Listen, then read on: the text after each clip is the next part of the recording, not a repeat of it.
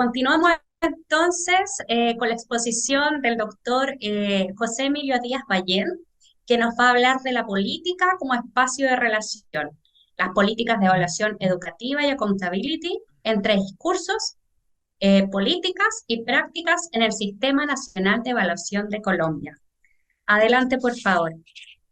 Bueno, muy buenas tardes, buenas noches, América Latina, colegas de todos los países que nos acompañan. Espero me estén escuchando y viendo lo mejor posible la presentación. Ante todo, un agradecimiento cálido y un abrazo a todos mis colegas que están en la academia, en la investigación, en los campos de la educación y de la pedagogía, particularmente a todos los directivos del IS Chile que nos han invitado a ser parte de esta línea de investigación de la cual estamos aprendiendo con estos colegas investigadores. Igualmente también saludo a todos los que nos acompañan de los diferentes países, desde México, Río Bravo, hasta Punta de Magallanes en Chile, y desde Sao Paulo hasta Ecuador, Quito, Esmeraldas. A todos ellos, muy buenas tardes. Entonces, para José esta Emilio, jornada, solamente una observación, no lo has puesto en pantalla completa, tu PowerPoint. bueno, vale, vale, me avisas ahí, ahí está en pantalla completa. Ahí está Bueno, perfecto. entonces, por favor, me ayudan con la regulación del tiempo, dado que esto es apasionante y a veces se le olvida el tiempo. Claro que sí, Bueno, bueno, no hay, o sea, pierde cuidado. Ahí 5 minutitos antes, avisa. vale. Entonces, esta presentación que espero alcanzar comentar y narrar en su mayoría, pues se nutre de unas investigaciones que aquí en Colombia, en Bogotá, desde donde les hablo, la ciudad capital de Colombia, Bogotá, de la Universidad Pedagógica Nacional, he podido realizar con mis colegas del grupo Evaluándonos unas investigaciones en torno al tema de las políticas de evaluación y relacionado con los dispositivos o herramientas de las pruebas externas y estandarizadas y todo lo que hemos venido escuchando el día de ayer y el día de hoy. Particularmente quisiera yo, en mi perspectiva teórica, centrarme en dos elementos. Uno, en un enfoque total de los derechos humanos, dado que desde ahí puedo ver cómo estos dispositivos de rendición de cuentas, accountability, vienen vulnerando y lesionando, a mi juicio, esto que son los derechos humanos a los cuales todo ser humano, todo ciudadano tiene su derecho. Por eso entonces me paro en esta fundamentación teórica, al igual que en la perspectiva teórica de Hannah Arendt. La política trata de estar juntos, los unos con los otros, y se basa en el hecho de la pluralidad. Por eso la política trata de, nos lleva a esta relación en relación con las políticas, es inherente al desarrollo del ser humano. Las necesidades sociales de los ciudadanos deben ser la prioridad para la construcción de las políticas. La política es parte de la satisfacción de la necesidad de participación que los seres humanos tienen para su desarrollo personal. En tal sentido, la política tiene una gran prioridad y es el sentido social. Por eso las políticas, los proyectos, los programas tienen que ser un diálogo horizontal, un resultado entre el Estado y los ciudadanos para que acompañen ese sentido social. Desde ahí quiero mirar entonces lo que son las políticas de evaluación y de rendición de cuentas a accountability en mi país, que como lo decía antes, se nutren de investigaciones en la ciudad de Bogotá y en las diferentes ciudades de Colombia, con el grupo Evaluándonos y desde el año 2020 con el grupo GEPAYA le hemos dado un viraje y hemos fortalecido esta temática como una línea de investigación a través de nuestros trabajos que venimos haciendo en el grupo GEPAYA. Antes me gustaría compartir un poco el contexto actual de Colombia. Estamos viviendo un momento político y de la política y de los políticos bien interesante, complejo, un poco álgido. Es la primera vez que tenemos en el gobierno a un presidente que viene de las filas subversivas de las guerrillas de los años 70, 80, 90, ocupando un lugar en el gobierno. Y sabemos lo que implica un gobierno de izquierda progresista. Estamos en un momento de reformas, de salidas a la calle. Cada día hay un grupo grande de personas solicitando algo. Desde esa mirada política, desde esa exigencia como ciudadano que sienten vulnerados sus derechos, estamos viviendo las reformas políticas a una estructura política anquilosada, obsoleta, pero que no se deja mover por intereses e hilos que los llevan a mantener el poder. Pero también estamos viviendo reformas en lo laboral, en lo pensional, y esperamos a pocos meses, no más de 2 meses, iniciar la reforma a la educación, particularmente a la educación superior. En ese contexto, creo que tenemos que entender, pero me encontré con algo interesante que a mi juicio, pues tenemos que saberlo. El día de ayer, en la ciudad de Bogotá, un grupo ministros de educación de varios países de América Latina, representantes y dirigentes y organizaciones internacionales, y subrayo eso, organizaciones internacionales, firmaron un compromiso por la educación, el cual es impulsado por el Banco Mundial, la UNICEF, UNESCO, USAID, el Ministerio de Relaciones Exteriores de la Mancomunidad de Naciones del Reino Unido y la Fundación Bill Melinda Gates, y en Latinoamérica por el Banco Interamericano de Desarrollo y la Secretaría de Educación de Bogotá. Seguramente aquí podemos reconocer a los delegados y ministros de Chile, seguramente también de Brasil, obviamente de Bogotá, haciendo un pacto por la educación post pandemia.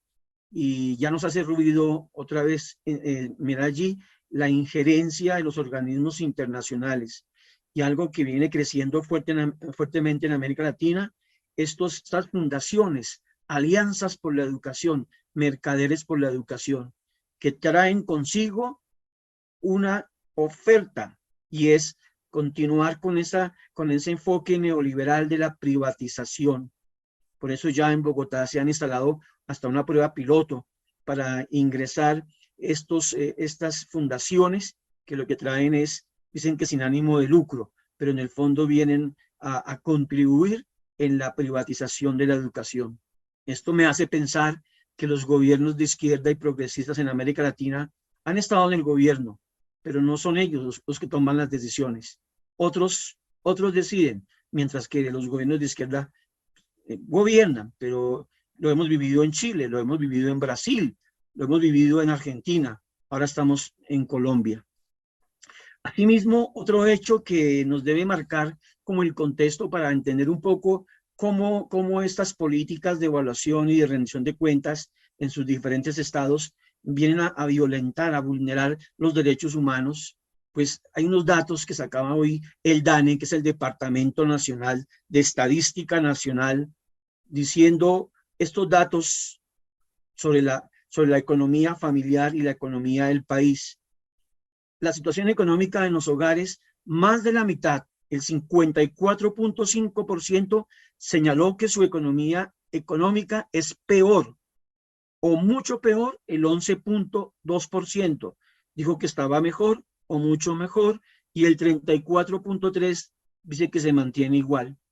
Respecto a la situación económica del país, comparada con la de hace 12 meses, año 2022, el 69.5% dijo que es mucho peor, el 24% permanece igual la situación, y un 6.5% opinó que está mejor.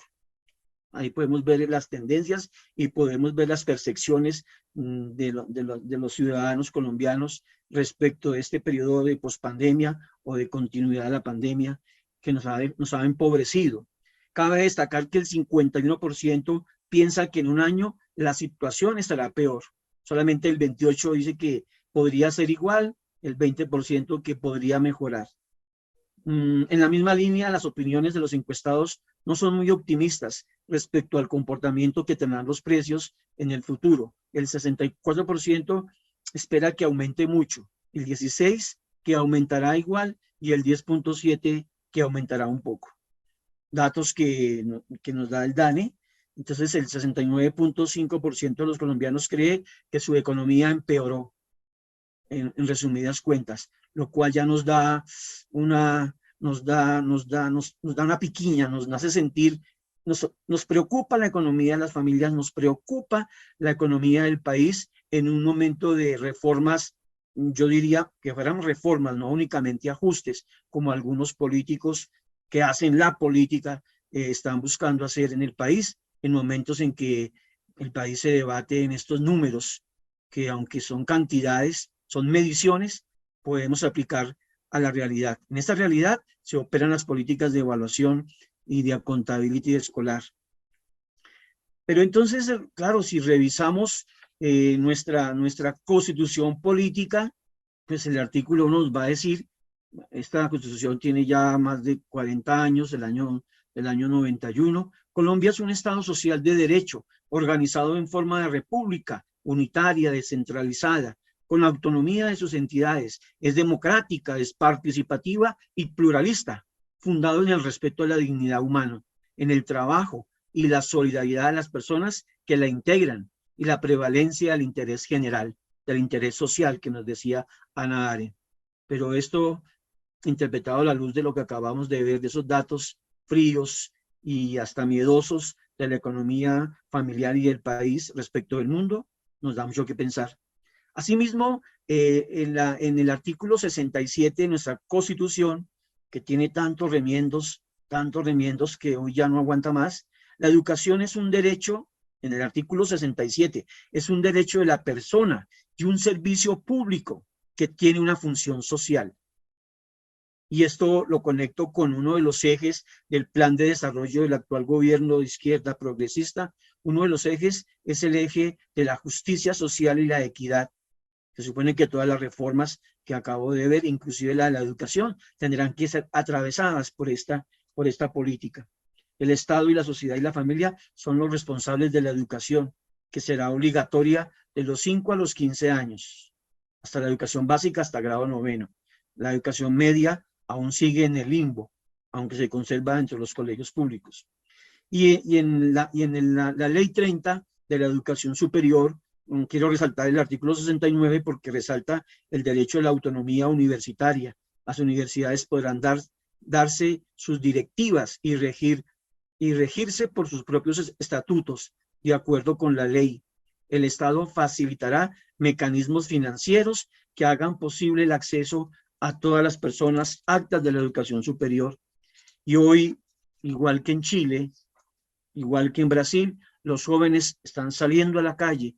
En la época después de la pandemia, digamos que las marchas, las revueltas han estado protagonizadas por los jóvenes. Una política para acallar al pueblo es la matrícula cero, pero la lucha del magisterio colombiano, de los académicos, de los ciudadanos, es por una matrícula no cero, sino una educación pública, gratuita y de calidad en todos sus niveles. Y eso pues lo estamos aquí mirando en la Ley General de Educación, en la Ley 30. Entonces, paso a mirar entonces cómo esas políticas nos han llevado a unos discursos, a unas prácticas, a unas consecuencias que aún no acabamos de ver si del todo favorecen o no favorecen. Pero no estamos aquí tampoco negando que la evaluación como medición pudiese ser un elemento de diagnóstico para mejorar la enseñanza y mejorar la práctica educativa. Es la apuesta que hacemos desde el grupo de investigación en la Universidad Pedagógica. Es posible encontrar algunas posibilidades, algunas relaciones entre los resultados de las pruebas de medición con la práctica de evaluación en el aula. Obviamente, pensando en fortalecer los procesos y los progresos de los estudiantes. En tal sentido, entonces, aquí propongo y quiero un poco como mirar lo que ha pasado en Colombia a partir del año 2001, 2002, y esto ya lo he conversado y lo he escrito en algún documento, que es un balance de los determinantes de la política de evaluación y la política curricular en Colombia. Determinantes que tienen que ver con este elemento que nos plantea Shirley Grundy en el año 2017. Dice que hay unos componentes de una gestión pública que lleva a una nueva gestión pedagógica, y es la estandarización de la educación, de la enseñanza, del aprendizaje, estandarización del currículo, énfasis en las áreas de matemáticas y lenguaje, en descuido de otros temas, de otros contenidos, de otros desarrollos, de otras áreas que forman las humanidades, el arte, la música, la literatura. Y eso se está viendo en Colombia, el reforzamiento de un modelo de mercado neoliberal. Esto que llama Shirley Grundy la nueva gestión pedagógica, pues entonces tiene un soporte en el Estado neoliberal, pequeño pero fuerte en control, en vigilancia. Y por ello entonces, a través de la nueva gestión pública, entran todas las políticas de rendición de cuentas. De hecho, en la literatura que hemos indagado a través del grupo GEPAYA, no hemos encontrado mayores investigaciones que traten sobre la rendición de cuentas como accountability, más entró en Colombia a través de la nueva gestión pública, de la rendición de cuentas de los empleados públicos que tienen una función pública, y al maestro se le homologa la función pública de enseñar y se le aplican estos dispositivos de rendición de cuentas. Por eso tenemos en Colombia un sistema nacional de evaluación que se llama el ICFES, que en otrora era el Instituto de Fomento de la Educación Superior, y que luego se convertirá en el Instituto Nacional de Evaluación de la Calidad. Y tenemos un soporte desde la educación básica hasta la educación superior, un sistema robusto, descentralizado, alineado con el Ministerio de Educación Nacional, que ha copado todos los niveles de la educación primaria, educación básica, grado 9, y la educación media hasta grado 11, paso a la universidad. Tenemos la política de 2020 que acaba de proclamarse, que es la prueba Avancemos, que es una prueba que se supone que tiene carácter formativo y se aplica en los grados pares, en el grado 4, en el grado 6 y 8 de la educación primaria y secundaria. Tenemos las pruebas censales que en estos días se anunciaron, por cierto, vuelven otra vez luego de la pandemia y luego de una alineación con fines de estudios longitudinales, que podría ser interesante. Vuelven las pruebas censales en el grado 3º, 5º, 7º, 9, en matemáticas, lenguaje, competencias ciudadanas, y en primaria se van rotando el lenguaje con las ciencias naturales, como lo decía allí Shirley Grundy, en ese proceso de estandarización de la enseñanza, del aprendizaje, de la misma evaluación. Estamos caminando hacia un currículo único. En la educación técnica y tecnológica está la prueba Saber TIT, en lo técnico y en lo tecnológico, y la prueba Saber profesional, que se aplica a los estudiantes de los últimos semestres de las diferentes carreras.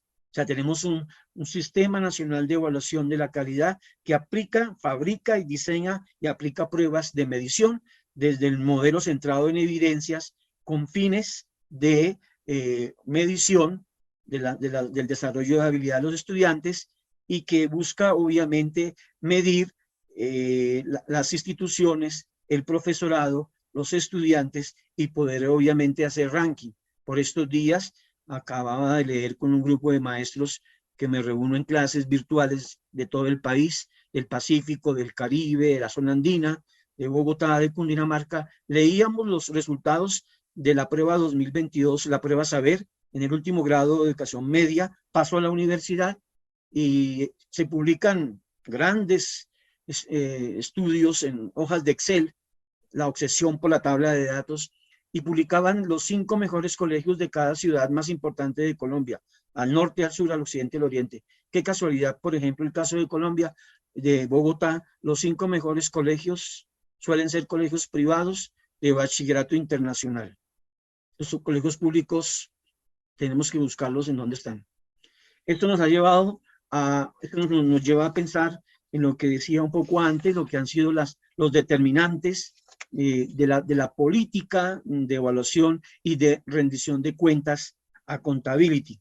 Y nos encontramos obviamente en lo que ya hemos hablado, un Estado neoliberal, un afianzamiento de esta política a través del Estado de evaluador, con un sistema nacional de evaluación, con unas políticas nacionales de evaluación robustecidas, y obviamente este Estado de evaluador, escuela y universidad, como se dice este autor, a obedecer, a aplicar y repetir. Medición de competencias y rendimiento, medición a través de la acreditación, medición de países y las pruebas internacionales. El Estado no se ha vuelto impotente, sino que está limitado a utilizar su poder para avanzar en el proceso de lo que llama la racionalidad neoliberal, el proceso de mercantilización. Entonces, por eso me preguntaba en un momento, este discurso de la evaluación como medición que se entroniza en el currículo y en la evaluación, pues tiene toda una historia que nos lleva, obviamente, que ha sido difícil al magisterio salir un poco de esa razón positivista, de esa calificación, y nos ha costado mucho entender la evaluación formativa, de progreso, criterial, y por eso las políticas de hoy en la educación superior y en la educación básica y media entronizan el aprendizaje. Es importante el estudiante, es importante las pruebas, y el profesor pasa a un segundo lugar, y queda como entrenador de esas pruebas. Y el hecho de volverlo entrenador, pues lo saca de su lugar de maestro intelectual y lo pone en un lugar más de instructor, más de acompañante. Lo despoja de su saber disciplinar, como las políticas terminan haciendo discurso y haciendo mella y provocando prácticas como estas. En tal sentido, bueno, hemos revisado toda la literatura y tenemos claro que la palabra accountability es muy polémica, es polisémica, es poliédrica, dado que tiene pues definiciones, tiene modelos, tiene miradas, tiene enfoques, pero coincide con esa política que como lo dice Afonso en Portugal, y lo dice también otros autores, pues digamos que la accountability responde a tres momentos: uno como evaluación, hallar información; la rendición de cuentas, aplicación de pruebas externas estandarizadas, locales, nacionales e internacionales, y que pasan en un momento que estamos viviendo hoy en los países, y es responsabilizar a la escuela, o sea, a los directivos docentes, a los docentes, por los resultados bajos o altos. Y eso se hace a través de, bueno, en Colombia no tenemos una sanción fuerte, como lo mencionaba Marilda, también es una sanción simbólica por ahora. El hecho de estar en un ranking de los 5 mejores colegios, no aparece mi colegio, y a nivel nacional los 20 colegios son todos privados y los públicos aparecen en la cola, ya es una sanción que dice mucho. Por estos días nos acercábamos a un colegio en algún lugar y los profesores no estaban preocupados por hablar de didáctica, de pedagogía, hablar de las últimas nociones de pedagogía o de evaluación. Estaban preocupados por cómo hacer para conocer las pruebas, porque queremos que nos vaya bien, dado que estamos en el último momento. A algunos les interesa eso, a otros les interesa trabajar por su proyecto educativo y lo hacen de forma colegiada. Y cuando van a las pruebas les va bien, a veces les va mal, pero la apuesta es por un proyecto humano, educativo, formando competencias para el mundo de la vida. Y otros permanecen un poco apáticos, diríamos, toman distancia porque no es mi área, que me evalúan, que me miden, que se preocupe al que están midiendo. Entonces uno encuentra una posición variopinta que ha llevado esta política. De hecho, estos autores de La Vega pues nos ponen a pensar en varios tipos de accountability. Pues en Colombia la que más tenemos centrada hoy es una accountability performativa, que está orientada hacia el mercado, los resultados, el ranking.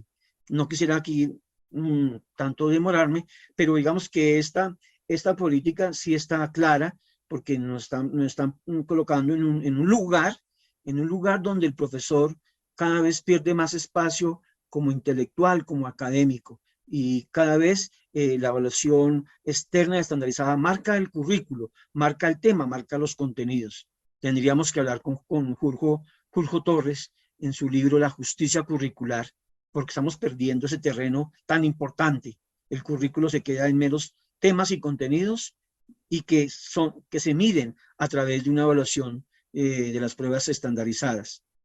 Por eso entonces mi propuesta es caminar con estos autores hacia una evaluación con un enfoque de sentido social, y una evaluación con enfoque con sentido social pues implicaría una escuela, implicaría, digámoslo así, uh, a grandes rasgos, si me permiten, pues una escuela que posea una cultura que fortalezca la justicia social y la lucha contra la marginación, un fomento del desarrollo integral de los estudiantes, respeto y valoración de sus diferencias y fomento de la participación, desarrollo de procesos de enseñanza, aprendizaje y evaluación juntos, justos y colegiados, ser conscientes, trabajar y reconocer la educación como un proceso vinculado con la raza, con el género, la cultura, la orientación sexual y la capacidad del estudiante, que son vulnerados en nuestras escuelas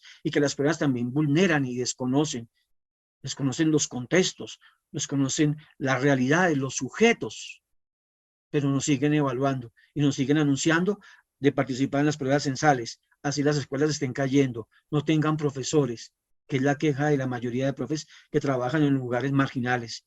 Ayer lo escuchaba de boca de un profesor, de unos profesores en la región más pobre de Colombia, Tumaco, en el Pacífico, en Quibdó, en la región también del Caribe, en la región del Guainía. Escuelas que se Disculpa caen, profesores que... interrumpirte, José Emilio, lo que nos vas a contar, pero te quedan 5 minutos de exposición. Entonces, en eso no estamos, la pelea y la polémica no son con las políticas, porque tal vez estén bien formuladas y bien diseñadas y pensando para realidades, pero realmente cuando aterrizan en las condiciones sociales, socioculturales, es cuando salta a la vista, emergen esas brechas de desigualdad, emerge esa vulneración de la equidad, de la justicia, de la igualdad. Entonces, en ese sentido, optar por una evaluación con un enfoque social implica estos elementos, implica darle lugar al maestro como un docente intelectual, a los estudiantes como agentes de cambio, de transformación, pensando en comunidades comprometidas. Eso sería lo que entenderíamos. Y para finalizar, y creo que he sido con el tiempo justo, propongo unos desafíos, unas tareas por emprender en Bogotá, en Colombia, en América Latina y tal vez en el mundo. Y son tareas y desafíos para los que estamos en las escuelas, los académicos, los investigadores.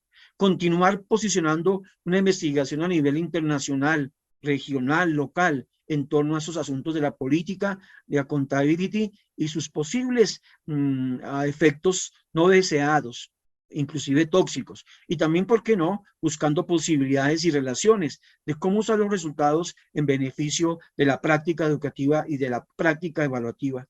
Fortalecer un movimiento internacional que vehicule un proyecto contrahegemónico en la avanzada de ese proyecto de escuela neoliberal, de evaluación neoliberal y sus efectos consabidos. Consolidar equipos de profesores para mantener un debate crítico y propositivo sobre las limitaciones que tienen estas pruebas, pero también buscando posibilidades de articulación, entendiendo que una política que nos está arropando y que tenemos que tomar posición, y no puede ser la indiferencia, no puede ser el determinismo, ni puede ser la sumisión.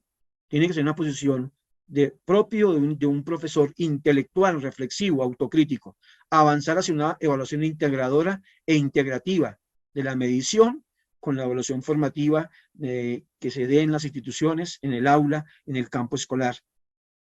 Obviamente eso nos podría dar elementos para transitar de una racionalidad técnica del conocimiento parado en un interés técnico, como decía Habermas, transitar de un conocimiento técnico, instrumental, hacia un conocimiento práctico, crítico, transformador, a partir de los procesos que se realizan en la escuela, que se mueven en la escuela. Finalmente, de desestimular las clasificaciones y jerarquización de la educación pública y la privada, porque es lo que estamos viendo.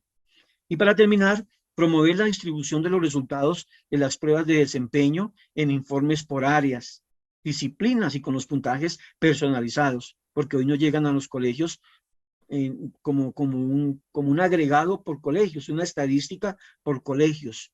Y nos dicen en matemáticas el pensamiento numérico, tanto en competencias ciudadanas o en competencias científicas, pero había que decirle a cada colegio, a cada grado, a cada estudiante, cuáles son verdaderamente sus resultados y qué hacer para, a través de una evaluación con sentido social y de retroalimentación, poder acompañarlo e incidirlo, y no sea una evaluación de resultados al final de un ciclo, que nadie lee, que nadie interpreta, que nadie usa. Por tanto, eso nos lleva a fortalecer una evaluación formativa con un sentido crítico y un enfoque social. Muchísimas gracias, América Latina.